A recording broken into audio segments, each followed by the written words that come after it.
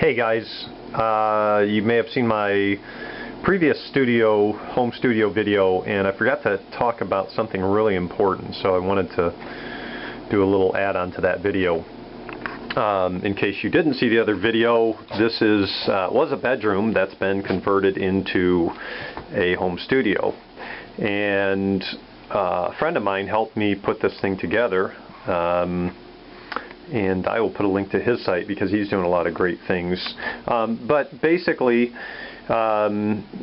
with everything, all of the microphones, the computer, the recording interface, MIDI controller, sound panels, I've got about $1,000 invested into this whole studio. Okay, and when I decided, by the way, I do mellow acoustic singer-songwriter genres is mainly what I do.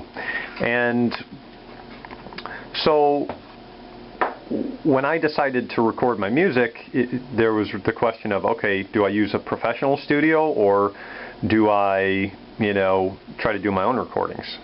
So I messed around with the computer for a while and bought Cubase, and that turned out to be a real nightmare, so I gave up on that.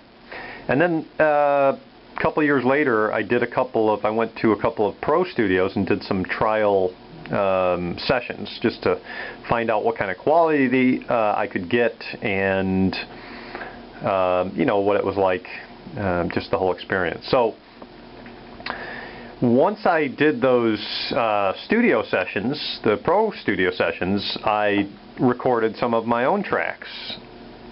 And then when I compared the recordings, I realized that there really wasn't that big of a difference between the pro recordings and the home recordings.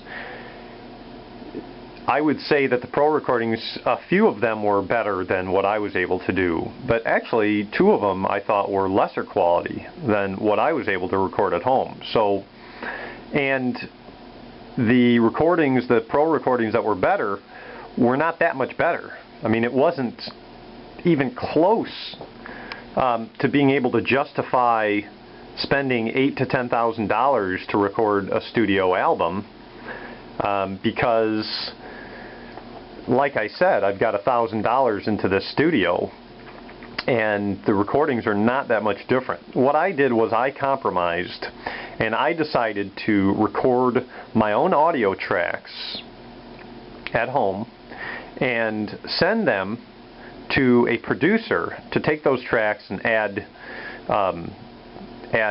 other tracks, and then to make it all sound really good.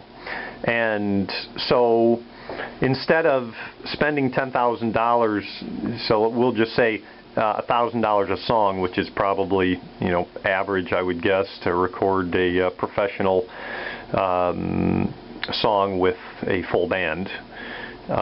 So instead of $1,000 per song, I pay him $300 a song. And so for $300, I'm getting a high quality recorded, fully produced song with a full band. And to me, I don't think you can beat it. If you're skeptical that I haven't hit puberty yet, if you're skeptical about the sound quality,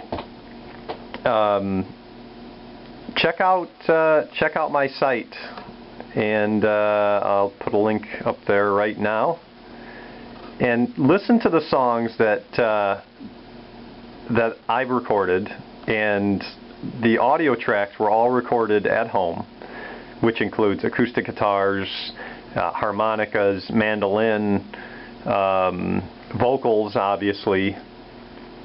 And tell me what you think about the quality, because if you ask me, I think it sounds pro quality. And so anyway, my buddy John and me both would like to get this information out to as many one-man show singer, songwriter, engineer, producer type of people that are trying to produce their own music but don't have 10 grand to, you know, drop at a pro studio.